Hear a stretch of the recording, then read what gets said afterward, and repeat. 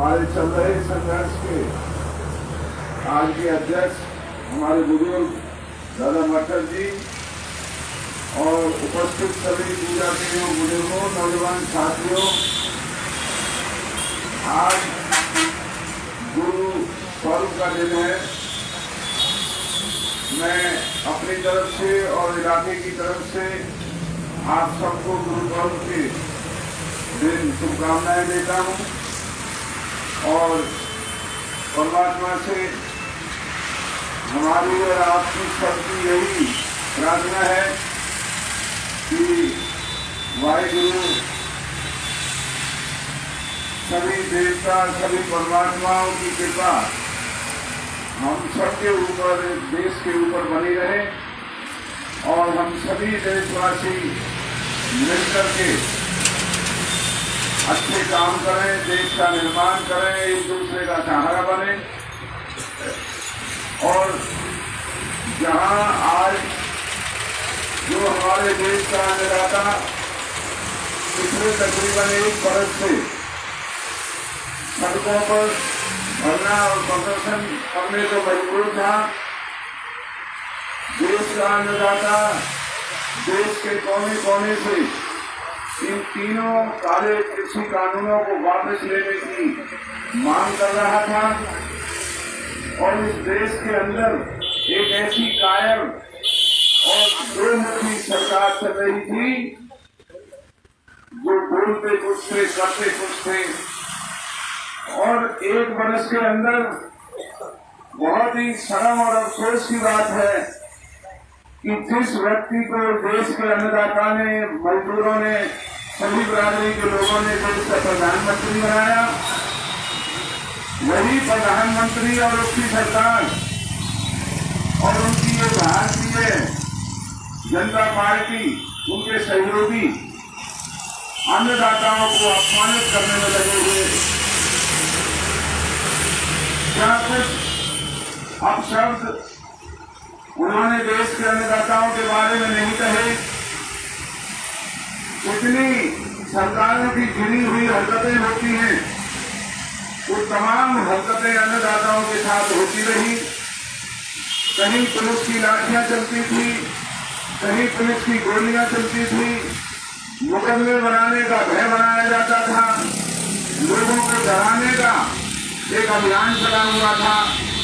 लेकिन धन्य है इस देश का अन्नदाता और हमारे अपने इलाके की ये पावन धरती में जो हमारे किसान संगठन के नेता हैं और आप सबको दिल की गहराइयों से बधाई देता हूं कि आप लोगों की ताकत के सामने इस भारतीय जनता पार्टी के प्रधानमंत्री और इसके मंत्रियों की कोई हैसियत नहीं रही। और आज जिस तरीके से घुटने टेकते हुए उन्होंने जो आज घोषणा की है, ये इस देश के किसानों की नहीं बल्कि पूरी दुनिया के अंदर किसानों की एक आवाज को आप लोगों ने मजबूत करने का काम किया है और एक ऐसा रास्ता आपने आने वाली संतानों के लिए बनाया है। एक मिसाल आपने कायम की है कि कोई भी हुकूमत, कोई भी सरकार अगर आने वाले दिनों में किसानों के, मजदूरों के हितों के साथ खिलवाड़ करेगी तो अनंत उसको घुटनों पे बना करके आप लोगों के चरणों में आना पड़ेगा, माफी मांगनी पड़ेगी और गलती स्वीकार करनी पड़ेगी। लेकिन ये गलती नहीं, एक साजिश थी भारतीय जनता पार्टी की, जो साहूकारों के हाथों में बिक करके उनके हितों को साधने के लिए किसानों के नाम पर ये काले कानून इस देश के अंदर भारतीय जनता पार्टी ने बनाए थे। और जिस तरह की जो 1 बरस के अंदर छोटी हरकतें ये करते रहे, ये दुनिया में एक मिसाल आप लोगों ने ऐसी कायम कर दी कि सरकार की कोई भी हरकत, सरकार का कोई भी गैर मुंसिफ, कोई भी उनके मंसूबे इस देश के अंदर कामयाब नहीं हो सकते। और अपने आप को बहुत बड़ा तानाशाह समझने वाले हुकूमत के मालिक प्रधानमंत्री और भाजपा के मुख्यमंत्री आज जिस तरीके से टेलीविजन के ऊपर गिड़गिड़ा रहे हैं, माफी मांग रहे हैं, नाक रगड़ रहे हैं, ये बात अगर एक वर्ष पहले समझ में आ जाती तो शायद हमारे बुजुर्ग, हमारे भाइयों को ये इस तरह की दुर्दशा का सामना न करना पड़ता, इस तरह की दुख और तकलीफ नहीं उठानी पड़ती, और देश के अंदर जो एक अव्यवस्था बनी रही वो अव्यवस्था भी नहीं बननी थी। आज प्रधानमंत्री को केवल माफी मांगने से उसका काम नहीं चलेगा। आज हमें बड़ी खुशी होती जहां तीनों काले कानूनों को वापस करने का ऐलान प्रधानमंत्री ने किया है। अच्छा होता कि किसान नेताओं को घर पर बुला करके उनसे बात करते, उनकी तकलीफों को जानने की कोशिश करते, और जो एक महत्वपूर्ण किसानों की मांग है, जो मिनिमम सपोर्ट प्राइस, न्यूनतम जो उत्पादन का मूल्य है, उसका कानून बनाने की मांग भी हमारा देश का अन्नदाता कर रहा है। उसके बारे में आज कोई बयान, कोई जिक्र भारतीय जनता पार्टी की सरकार ने नहीं किया है। जो हमारे बाल बच्चों के ऊपर,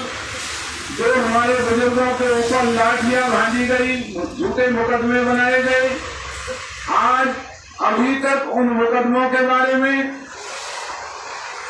उन अधिकारियों के खिलाफ कार्रवाई करने के बारे में, भाजपा के उन गुलामों के बारे में जो इस इलाके में अपने आप को भारतीय जनता पार्टी के कार्यकर्ता कहकर के पंचायतें किया करते थे, धरने पर बैठे हुए किसानों को अपमानित भाषा में संबोधित किया करते थे, यहाँ से धरना हटाने की धमकी दिया करते थे,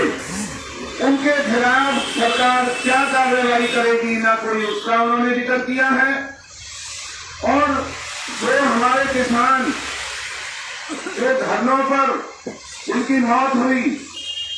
या जिनको साजिश के तहत गाड़ियों के नीचे कुचल दिया गया, उन किसानों के परिवारों को क्या सरकार उनको देने जा रही है, उसके बारे में कोई जिक्र नहीं किया है। ऐसा लग रहा है ये जो पूरे देश के अंदर उपचुनावों में भारतीय जनता पार्टी को इस किसान आंदोलन की वजह से चौतरफा इसकी हार हुई, भारतीय जनता पार्टी को मार पड़ी, शायद ये किसानों से ज्यादा हमदर्दी आज भी यूपी और पंजाब के अंदर से गिरती हुई सरकार को फिर से जीवित करने की एक साजिश नजर आ रही है। लेकिन मेरे बुजुर्गों भाइयों, जहां हमें इस बात की खुशी होनी चाहिए, अपने आप पर गर्व होना चाहिए कि आपने और हमने जो मिलकर के इस इलाके के नाम को रोशन किया और इस देश के अन्नदाताओं का सहारा, पलवल का एक जो किसान सफल के नाम से आपके संघर्ष की वजह से ये जगह हमारे इलाके की पहचान बनी। अब एक बहुत ही निर्णायक समय आप लोगों के सामने आने जा रहा है। हम इस आंदोलन में कोई राजनीति नहीं करना चाहते हैं, लेकिन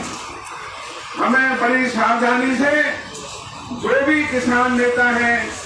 उन्हें आपस में बैठ करके अब ये फैसला करना चाहिए कि जो सरकार ने ये तीनों काले कानूनों को वापस लेने का ऐलान किया है और जो हमारी सबसे बड़ी जो मांग है एमएसपी का कानून बनाने के लिए, या जो बिजली का जो काला कानून ये बना रहे हैं उसको वापस लेने के लिए, जो इस देश के अंदर आज खाद और यूरिया की जो कमी जानबूझ करके बनाई हुई है, उसके पीछे इस भारतीय जनता पार्टी की क्या साजिश थी। पहली दफा इस देश के अंदर, क्योंकि जो डीएपी का खाद जो निर्माण होता है, बनता है, इसके अंदर ज्यादातर सामग्री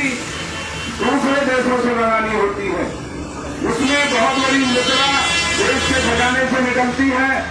कब जाकर के ये डीएपी और यूरिया इस देश के अंदर आ पाता है। अब की दफा जानबूझ करके देश के खजाने में से ज्यादा पैसा किसानों के लिए खर्च ना हो, इसलिए कम डीएपी का पैसा देश से निकाला गया, और यही वजह है कि जो आज डीएपी की इतनी बड़ी कमी आज देश के किसानों के सामने बनी हुई है, और जो खरीदारी मंडियों में हो रही है वो भी आपके सामने है। किस तरीके से किसानों को मजबूर किया जाता है कि वो अपनी फसल को कम दामों पर व्यापारियों को बेचे। तो ये सारी बातें हमारे किसान नेता जितने भी यहाँ जहाँ मौजूद हैं या देश के कोने कोने में जो संघर्ष कर रहे हैं, अब बैठ करके एक इस तरह का एक मसौदा आप देश के किसानों की तरफ से इस अंधी और गहरी सरकार के सामने रखने का काम करें, जिससे भविष्य में भी आने वाले 100 सालों तक हमारे बुजुर्ग और हमारे भाइयों को इस तरह की सरकार के सामने धरने और प्रदर्शन न करने पड़े। ये संघर्ष रोज रोज नहीं हुआ करते हैं। ये जो संघर्ष इतना बड़ा दुनिया के अंदर जो हमारी पहचान बनी, पूरी दुनिया के अंदर चाहे ये आवाज भारतीय किसान और अन्नदाता ने उठाई, लेकिन मैं आपको ये बात दावे से कह सकता हूँ कि पूरी दुनिया की सरकारें अपने अपने किसानों के जो उनकी जरूरतें हैं, उनके जो अधिकार है, उनके प्रति जागरूकता सरकारों में आई। एक देश के अंदर ही भारतीय जनता पार्टी एक ऐसी मनोज सरकार थी जो ये जानते हुए भी कि किसानों के साथ इतना बड़ा धोखा किया जा रहा है, किसानों के बाल बच्चों के भविष्य को बर्बाद करने की कानूनी साजिश की जा रही है, धरने प्रदर्शन हो रहे हैं, सब तरह का संघर्ष हो रहा है, लेकिन सरकार जिस तरीके से 1 वर्ष तक हमारा उपहास करती रही, हमारा मजाक उड़ाती रही, हमें अपमानित भाषाओं का सामना करना पड़ा। अपने ही देश में सरकार खुद लोगों को जातियों के नाम दे दे करके उन्हें आपस में लड़ाने और उनको आपस में भिड़ाने का काम करती रही। ऐसी मनहूस सरकार शायद ही दुनिया में कहीं होगी। तो मैं ज्यादा न कहता हुआ केवल सर झुका करके इस धरती को, और यहाँ पर आप मेरे बुजुर्ग और भाई बैठे हैं जो अभी आज यहाँ नहीं भी आए हैं,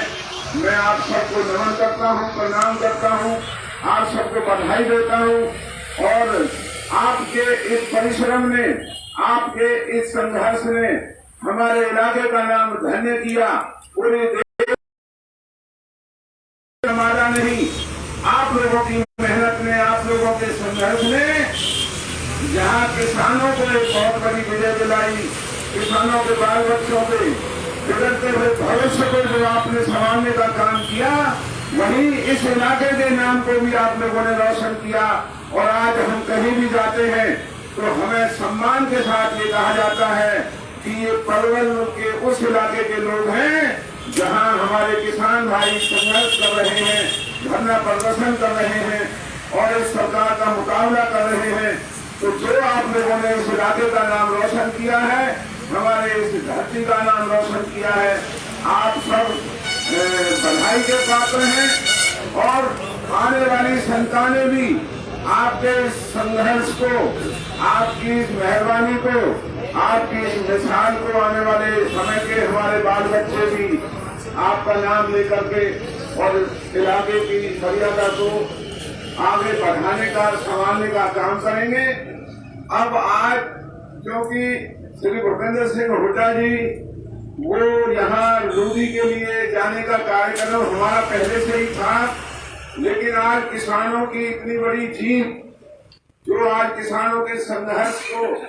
जो सरकार ने आज घुटने टेक करके सलाम किया है, तो वो भी यहाँ रुक करके आपके बीच में 2 मिनट बैठ करके आपके संघर्ष को और आपके इस जो लड़ाई आपने लड़ी है उसका धन्यवाद भी करेंगे, आपको बधाई भी देंगे। और उसके बाद हमारे नेता बैठे हुए हैं, हमने तो हमेशा कहा है, आज भी कह रहे हैं कि जो भी फैसला किसान संघर्ष समिति करेगी, हम तन मन और धन से हर तरीके से और आपके साथ कंधे से कंधा मिला करके रहेंगे। और भगवान से हमारी तो यही प्रार्थना है कि जो ये 1 वर्ष का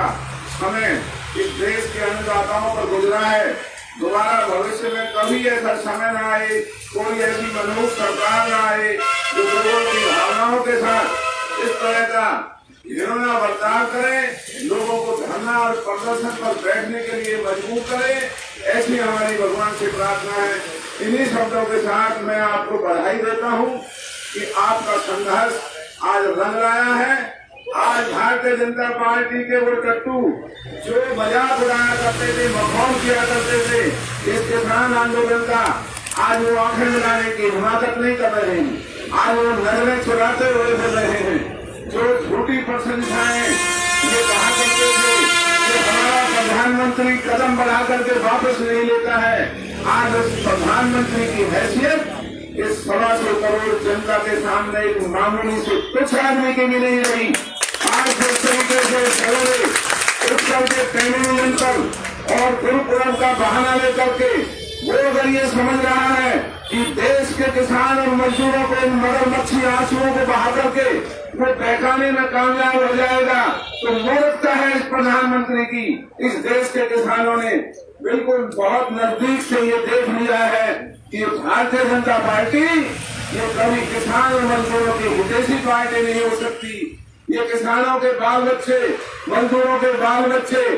गरीबों के, छोटे कर्मचारियों के, छोटे व्यापारियों के, जितने भी हमारे भाई हैं उनके हितों के खिलाफ हैं।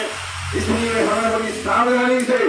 आने वाले समय में अपने फैसले लेने हैं और इस इलाके की एकता को हमें ऐसे ही बना के रखना है। चाहे हमें कोई किसी तरीके से आपस में